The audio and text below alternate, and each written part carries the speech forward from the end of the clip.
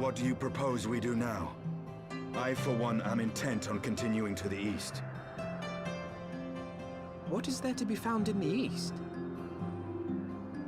Nidhogg's lair, the Eyrie, is said to lie in that direction. And the eye tells me he is near. You cannot still mean to slay him. You cannot still mean to stop me. I have been true to my word, and aided you in this fool's errand with Hraesvelgr. But your efforts at parley have come to naught, Lady Icehard. I would see Ishgard saved, and for that, Nidhogg must die. With the tale of our ancestors' vile betrayal yet ringing in your ears, you speak of continuing this war? Nay, lady. I would but pierce its vengeful heart. When Nidhogg dies, this war shall die with him. A moment, Estinian. You yourself spoke of the Great Worm's strength, that you believed him powerful enough to raise your city to the ground. How then are we few to challenge him? Even behind the stout walls of Ishgard, with an army of knights manning the defenses, our victory would be hard won. Yet you propose to contend with the beast in his own lair. In close combat, this will afford us an advantage. And with two Azure Dragoons working in unison, who can say what might be possible? But such speculation is meaningless if we cannot even find the worm. Our first task must be to seek out Nidhogg's lair. The story of this nation grows bloodier by the moment. Must death always be answered with more of the same? Such is the way of things, I fear. I shall consider it a miracle if mine armor is not stained crimson ere this conflict is ended.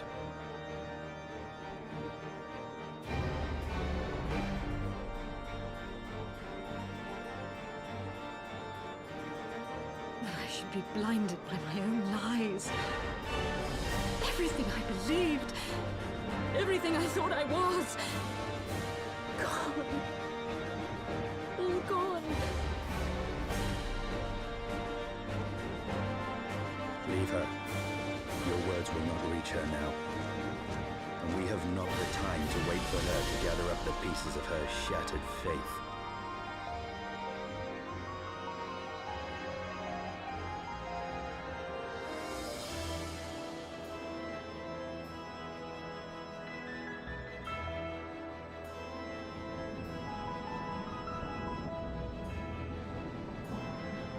Is that it?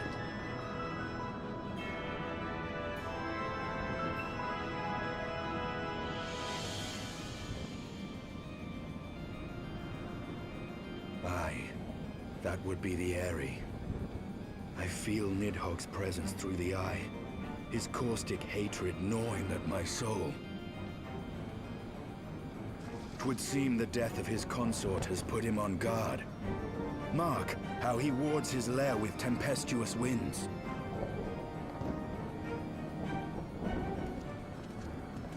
A similar barrier once barred our entrance to the primal Garuda's domain, until we discovered the means by which it could be penetrated.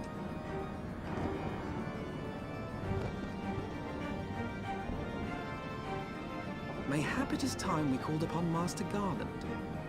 It will be just like the good old days, no?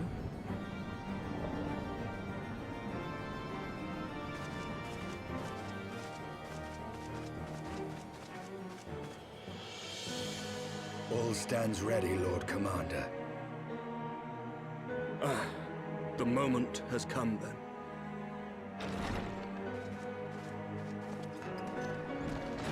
Pray excuse my lateness. I paid a brief visit to the workshop to inquire about the mana cutters. The engineers assure me that they're ready.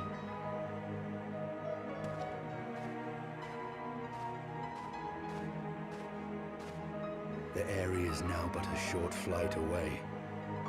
Yet what a long and winding path we took to reach this point. Were it not for Master Alphinaud's proposal, we never would have attempted to parley with the dragons. Though our negotiations yielded little, our expedition with Lady Isar taught us much.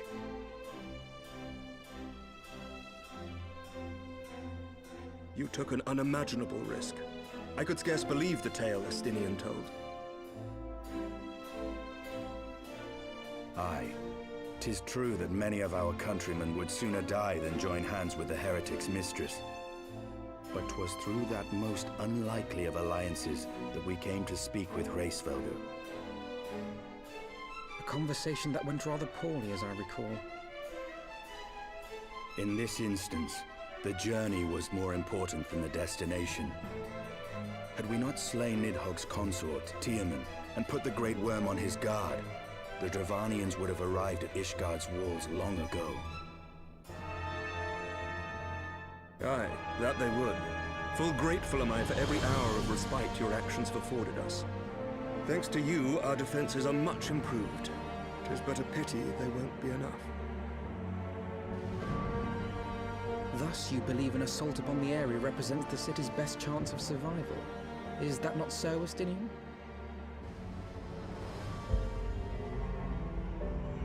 I am under no illusions. Nidhogg's might is legendary. But with his eye in my possession, I can stifle his strength at the source. Victory will be hard won, even so. And I shall be glad indeed to have the Warrior of Light at my side. You shall have my blade as well. There are more of these mana cutters to be had, yes? Lord Commander, no! How can I, a proud knight of Ishgard, stand by and do naught while an outsider risks life and limb for our homeland? I swore an oath to protect this city.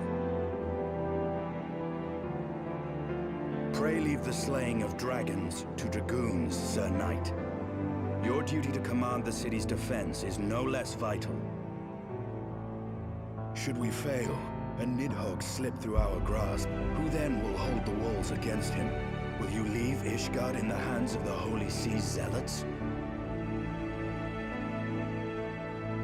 There are others.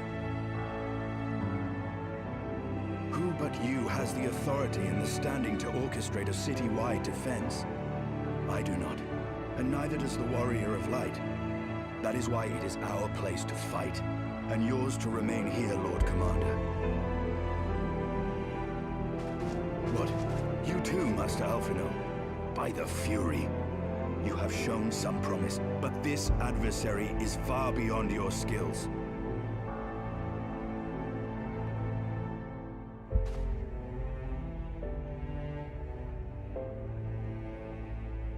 Your candor is appreciated, Sir Dragoon.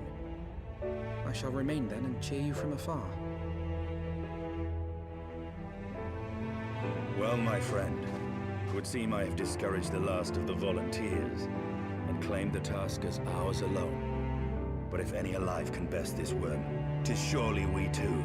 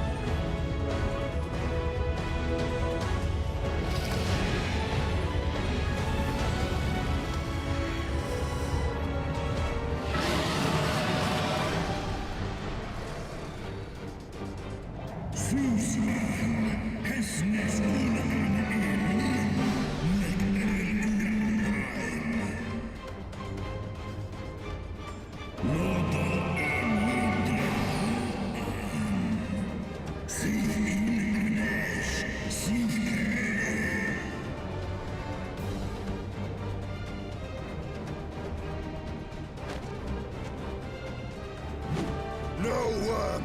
This ends here!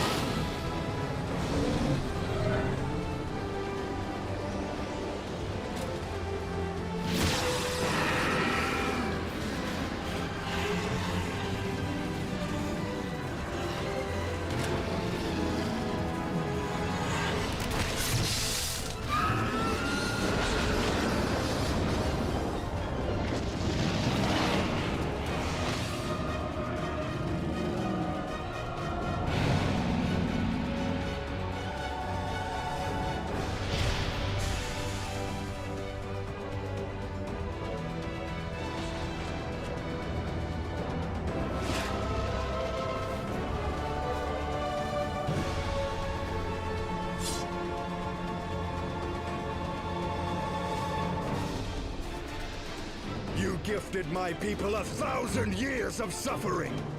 Now I gift you an eternity in darkness.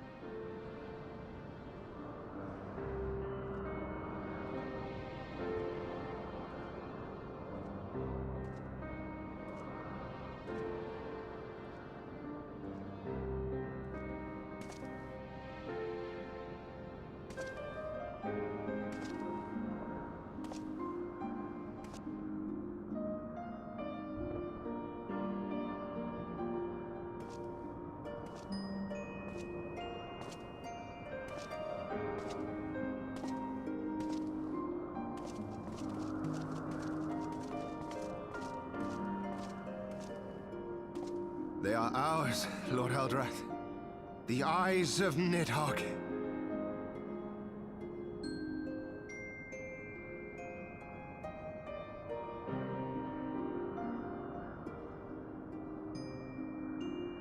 Aye.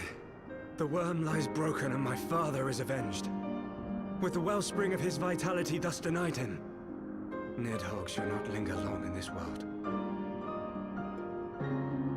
But behold the terrible price we have paid. My sire is dead. So many brother knights slain. We traded our honor for the strength which now courses in our veins. And still we are forced to make such sacrifice. But not in vain, my lord. Hraesvelgr is the only great worm left in Dravania, and he dares not leave his lair. With Nidhogg's eyes in your possession, who now can challenge the might of Ishgard, ascend the throne, and take your rightful place as the ruler of our people?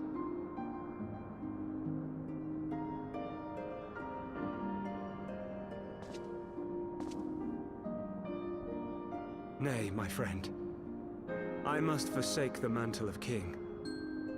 Though Nidhogg be defeated, his wormling horde yet darkens the skies with wings beyond counting. As one who partook of Ratatoska's strength, it shall be my penance to bear a knight's arms until death grants me leave to retire. When that day comes, no prince shall perish, but a hell's-bound hunter of dragons. But Lord Haldreth, what then shall become of the royal line? Think of your people, my lord. Without a king, who will the common man turn to in his hour of need? How will he find his way without your benevolent hand to guide him? I thank you, Sir Flavian and Sir Silvertrill, for dispelling my remaining doubts. With men of such wisdom and compassion in service to the realm, 'tis plain that Ishgard has no need of a king. But if you must bow to the demands of tradition, you need look no further than yourselves for one worthy to wear the crown.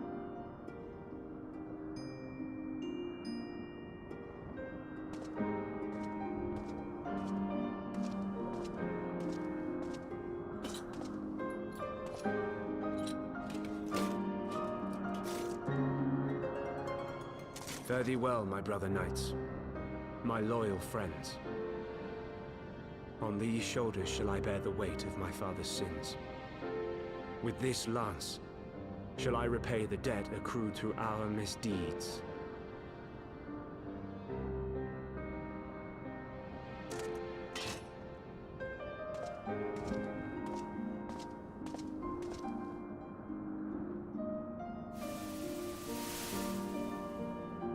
What cruel jest has fate played upon us? Have we seized this desperate victory only to lose a king? We can but act as our lord has bid. We few who remain must divide between us the rulership of Ishgard and her people.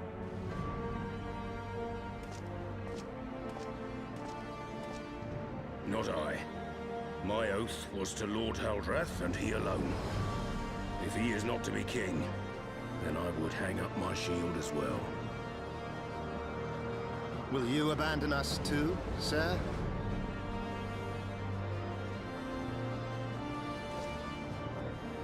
I would wash my hands of blood and betrayal, and take up an honest trade. Mayhap I shall serve ale instead of sharpened steel.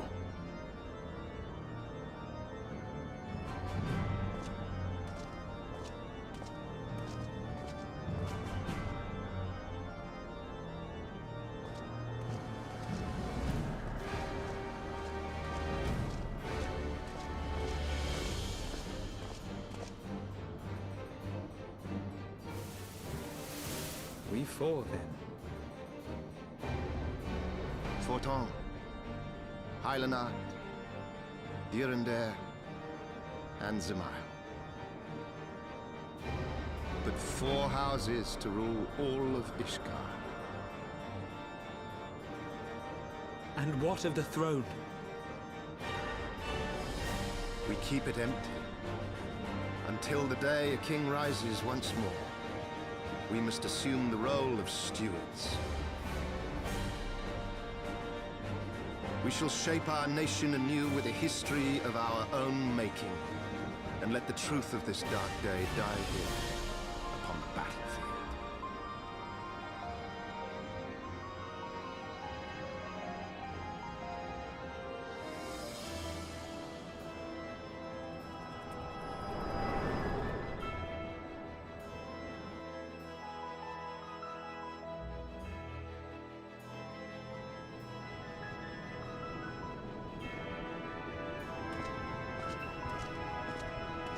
What ails you, friend? Are you wounded?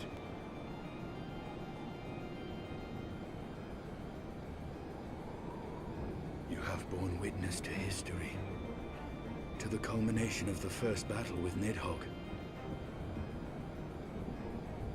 The legend of Ishgard's founding tells that our ancestors were led to the land of Kurthus by the valiant King Thordan. In the midst of their journey, they came to a wide chasm, where they were set upon by a great worm, Nidhogg. A furious battle then ensued, with Thordan leading the van. Though the brave king was slain defending his people, his son, Haldrath, the first Azure Dragoon, fought on undaunted.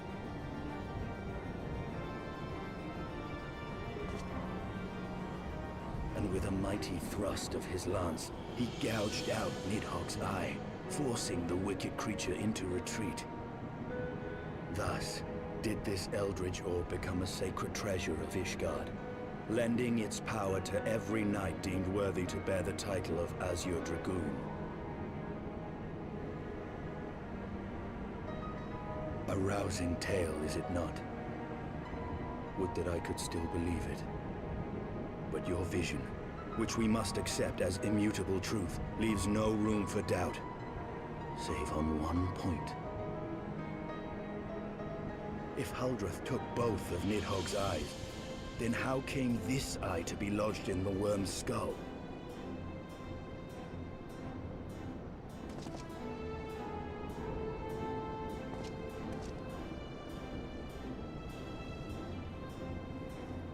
Beneath every answer we unearth, another question lies buried.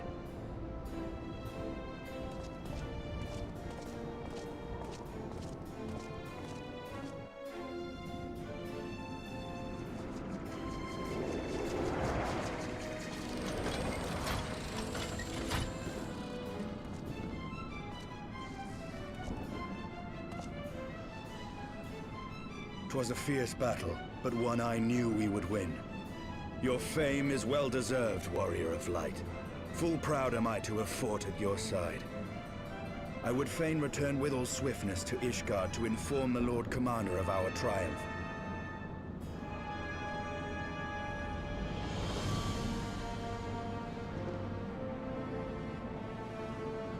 But we must first have words with Hraesvelgr. There are parts of this tale that the worm has kept from us, and I would know wherefore.